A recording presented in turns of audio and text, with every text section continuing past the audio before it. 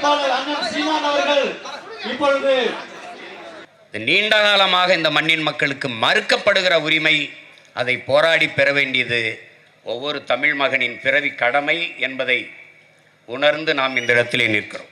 தொடக்கத்திலிருந்து இந்த போராட்டத்தில் ஈடுபாட்டோடு நாங்கள் கலந்து கொண்டு பங்கேற்க காரணம், தாய்ப்பாலோடு பனம்பாலையும் உண்டு வளர்ந்தவர்கள் என்கிற பாசத்தால் தொடர்ந்து இந்த களத்திலே நிற்கிறோம்.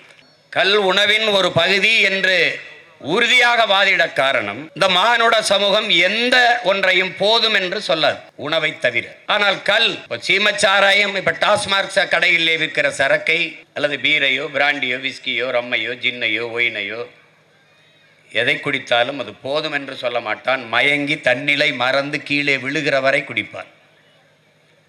ஆனால் எவ்வளவு பெரிய குடிக்கக்கூடியவனாக இருந்தாலும் 2 லிட்டர் அல்லது 2 செம்பு 3 செம்புக்கு மேலே கல்லை அருந்த முடியாது. அதற்கு மேலே போதும் என்று சொல்லுவானே. ஆனால் உணவை தவிர எது ஒன்றையும் மனிதன் போதும் என்று சொல்ல மாட்டான், கல்லை போதும் என்று சொல்வான். சங்க இலக்கியங்களில் இருந்தே கல் இருக்கிறது. கல்லுண்ணாமையே நமது மூதாதை வள்ளுவ பெருமகனார் மறைமொழியில் பாடியிருந்தாலும், இங்கே உங்கள் மூதாதை கல்லுண்ணாமையை பாடிவிட்டாரே வள்ளுவன். கொல்லான் புலான் மறுத்தானை கைகூப்பி எல்லா உயிரும் தொழும், அதுதான் அவன் பாடியதுதான். கொலையில் கொடியோரை வேந்தொருத்தல் பைங்குல் கலை கட்டதனோடு நேர், அதுவும் அவன் பாடியதுதான். உயிர்களை கொல்லாதே என்று பாடிய அவன் கொலையில் கொடியோரை வேந்தறுத்தல், துரோகியை போட்டு தள்ளுதலும் அது களை எடுத்தலுக்கு சமம்டாங்கிறான், அதுவும் அவன் தான் பாடியிருக்கான். ஆனால் இன்றைக்கு எங்கள் மூதாதை இருந்தால் கல் உண்ணாமையை பாட மாட்டான், கல் உண்ணாமல் இருந்தால் அதை வசை பாடியிருப்பான். சங்க இலக்கியங்களிலிருந்து அவையும் அதிகமானும் கல் உண்டு பேசி கொண்டிருந்தார்கள் என்று இருக்கிறது. சங்க இலக்கியங்களிலிருந்தே.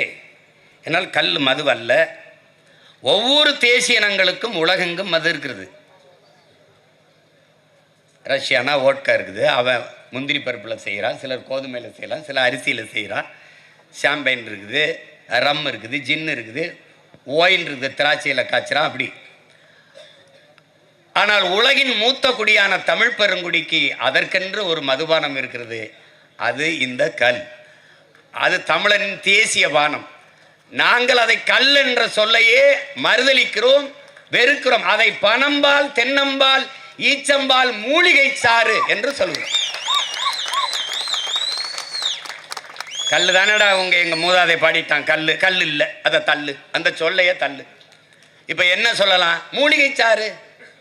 இவ்வளோண்டு அருகம்புல் சாறு குடித்தா உடம்புக்கு நல்லது, இவ்வளோண்டு கோதுமை புல் சாறு குடித்தா உடம்புக்கு நல்லது. எவ்வளோ பெரிய புல் கல் இந்த பனை, அதனுடைய சாறை குடித்தா நல்லது இல்லையா?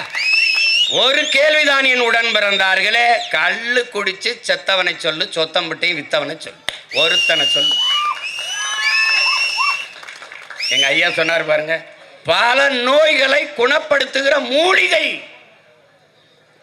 எந்த கலப்படமும் இல்லாத மூலிகை பனம்பால், தென்னம்பால், மூலிகை சாறு.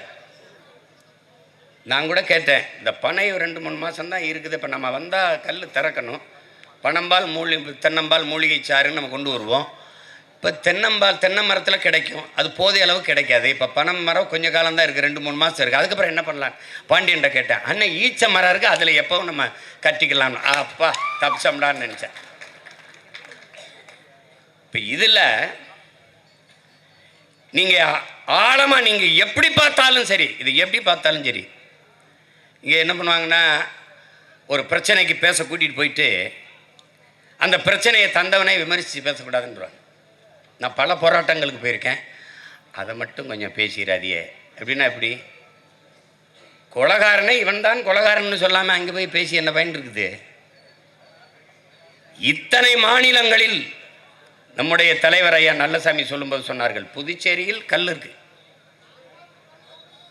கேரளாவில் இருக்கு, ஆந்திராவில் இருக்கு, கர்நாடகாவில் இருக்கு, இந்தியாவில் எல்லா மாநிலங்களிலும் கல் இறக்கப்படுது, விற்கப்படுது. தமிழ்நாட்டில் மட்டும் தடை ஏன்? நான் கேட்டேன், கல் மது சரி தடை, அப்ப டாஸ்மார்க்கில் விற்கிற அந்த பீர் பிராண்டி ஒயின் ரம் ஜின் எல்லாம் புனித நீரா, கோயிலில் கொடுக்கிற தீர்த்தமா என்று கேட்டேன். அதுக்கு ஒரு பதிலும் இல்லை. இத்தனை மாநிலங்களில் கல் இறக்கப்படுகிற அனுமதி இருக்கிற போது தமிழ்நாட்டில் மட்டும் தடை எதற்கு? எதற்கு என்றால், என் உடன் பிறந்தார்களே, இந்தியாவை ஆள்கிற எந்த மாநில முதலமைச்சருக்கும் சாராய தொழிற்சாலை கிடையாது. சந்திரபாபு நாயுடுக்கு ஃபேக்டரி இருக்கா? பினராயி விஜயனுக்கு சாராய ஆலை இருக்கா? இல்லை மம்தா பானர்ஜிக்கு இருக்கா? இல்லை சீதாராமையாவுக்கு இருக்கா? இல்லை. தமிழ்நாட்டை ஆண்ட முதலமைச்சர்களுக்கு மட்டும் கணக்கில்லாத சாராய ஆலைகள் இருக்கிறது. நீண்ட காலமாக இந்த அரசுகள் டாஸ்மார்க்கில் மட்டும்தான் பாஸ்மார்க் வாங்குகிறார்கள்.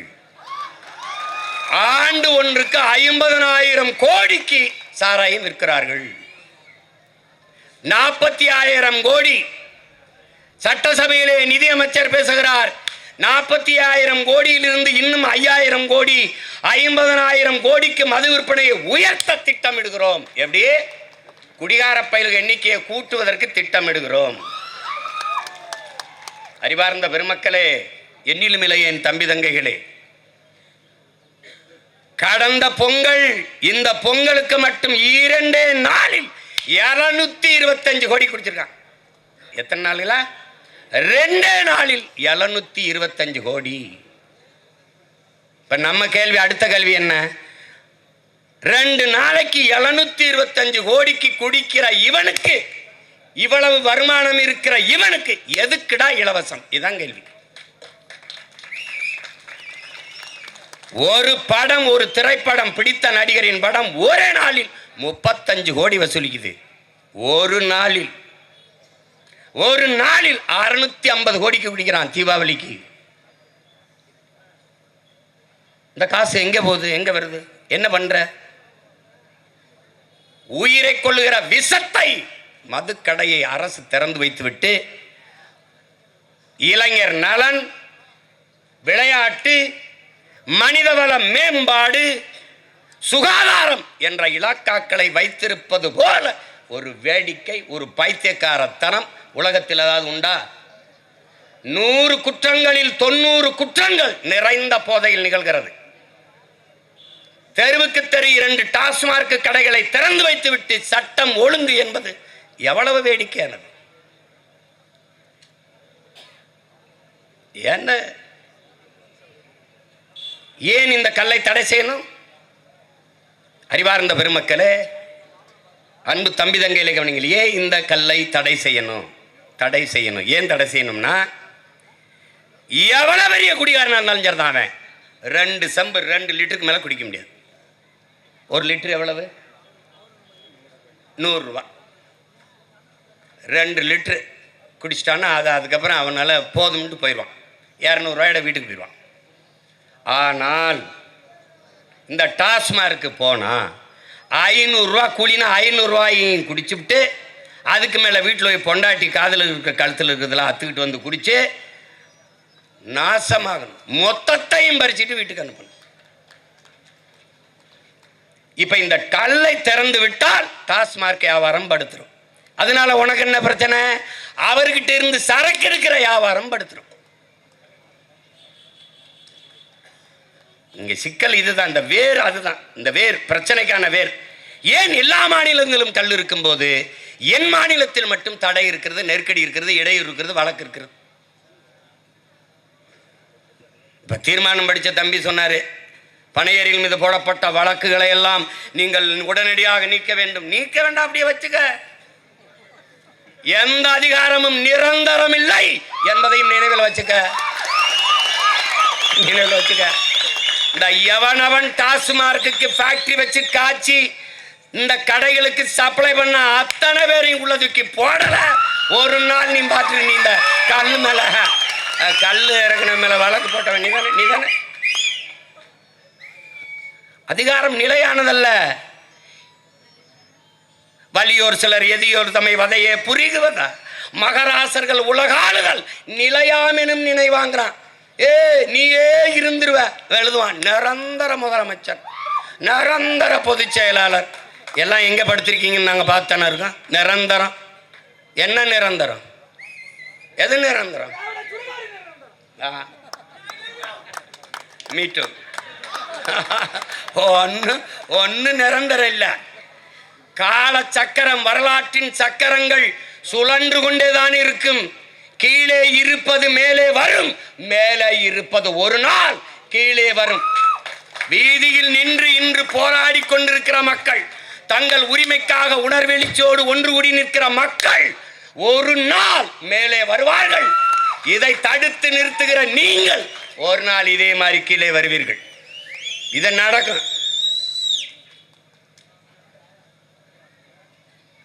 சொல்றது அது கல்லு மது அது இதுன்னு உலகம் பூரா விற்கிறான். அமெரிக்காலாம் 17 காய்ச்சற கருப்பட்டி 350 ரூபா, 1000 ரூபா ஒரு கிலோ. கல்லில் காய்ச்சற கருப்பட்டிக்கு விலை அதிகம் 500 ரூபா. சுண்ணாம்ப கூட கலப்படமா பார்க்குறான் அவன். இந்த அவரு இவன் எங்க பொருளாதாரத்துக்கு தெரியாத இந்த பைத்தியக்கார பயல்கள்ட்ட நாட்டை கொடுத்துட்டு அவன் சாராய பொருளாதாரத்தை வச்சு நம்மளை சாகடிச்சுக்கிட்டு இருக்கான். பனை என்பது தமிழனின் தேசிய மரம். தமிழனின் தேசிய மரம். எத்தனை புயல் அடித்ததா சாஞ்ச ஒரு பனையை சொல்றா, ஒரு பனையை சொல்றா. இந்த பைத்தியக்கார பயல்கள்ட்ட கொடுத்து நாட்டை கொடுத்துட்டு எத்தனை ஆயிரம் ஆண்டுகளாடா வேளாண்மை செய்யறோம். உலகத்தில் அறிவியல் தொழில்நுட்பம் வளராத காலத்திலே திரும்பி பார்க்க வைத்தவன்டா என் முன்னோர்கள். ஓடுகிற நீரை தடுத்து பாசனத்திற்கு பயன்படுத்தி விட முடியும் என்ற அணையை கட்டி நிறுவியான் கரிகால் பெருவள சோழன் என் பாட்டன். எல்லா அணைகளும் நீர் வந்து இப்படி கீழ் நோக்கி தான் போகும். உலகத்திலே பாம்பை போல வளைந்து வளைந்து கீழே இருந்து மேலே ஏறி தண்ணி வாய்கிற ஒரு முறையை உலகத்திலே கட்டியவன் என் பாட்டன் காளிங்கராயன். இந்த உலகத்தில் எவனா சொல்றான் மாதிரி அப்படி அணை கட்டி பாய்ச்சிக்கிட்டு இருந்து எங்களுக்கு இந்த காவாய் இருக்குல்ல, காவாயில் 2 பக்கமும் மண்ணை அரிக்குதுன்னு. மண்ணை அரிக்கிறதுக்கு தாண்டா மடப்பையில் அப்படி வச்சிருக்கு. கசிவு நீர் பாசனம்னு இருக்கு, பல ஆயிரம் ஏக்கர் பாயுது. அதில் சிமெண்டை போட்டு பூசுகிற விஞ்ஞானிகளை உலகத்தில் எங்கேயாவது பார்த்துருக்கா நீ? உலகத்தை பார்த்துருக்கா நீ எங்கேயாவது? நீர் தரையில் ஊறி போகணும், பக்கவாட்டில் ஊறி போகணும், நண்டு நத்து அதில் போய் இருக்கணும், மண்புழு பூச்சிப்புழு இருக்கணும், அப்போ தான் மண் வளமாகும். இது கூட தெரியாதவன்ட்ட நாட்டை கொடுத்துக்கிட்டு டே மண் அரிக்குதுன்னா 2 கரையிலும் மரம் நடணும்டா, மரம் நடணும். இருக்கிற மரங்களிலே விசித்திரமான மரம் பனை.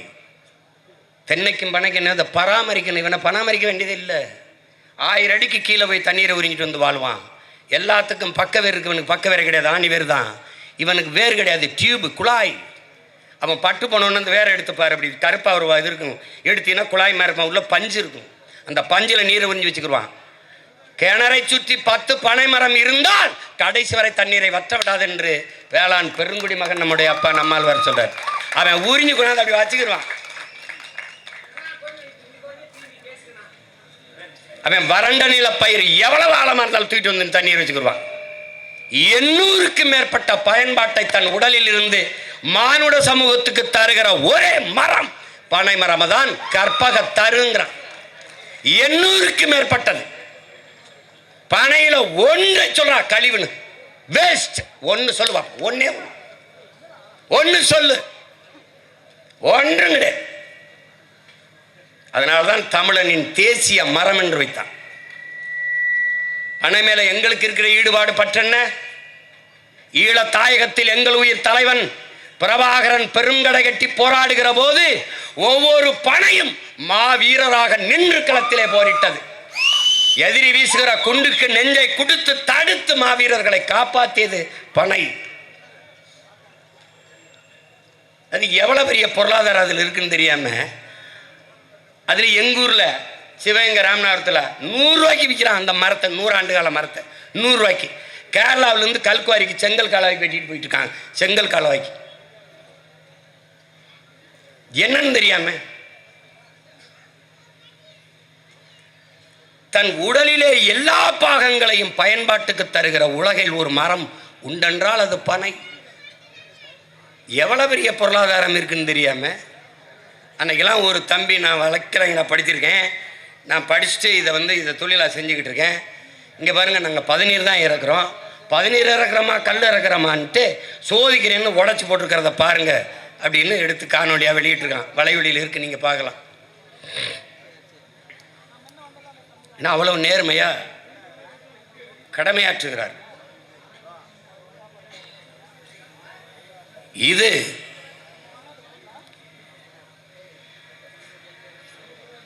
இது ஒரு கொடுமையான நடவடிக்கையை தான் நம்ம பார்க்கணும். நீண்ட காலமாக இந்த போராட்டம் நடந்து கொண்டிருக்கிறது. இப்போ எங்கள் ஐயா கேட்குற மாதிரி விடுதலையெல்லாம் நாங்கள் கேட்கல, நாங்கள் இறக்குறோம், விற்கிறோம். உன்னால் என்ன முடியுமோ செய். வழக்கு அது இல்லை என்றால் விடியாத கிழக்கு, அது தடை அதை உடை, சிறை அதை நிறை. இந்த கோட்பாட்டை ஏற்கிறவன் தான் வாழ முடியும்.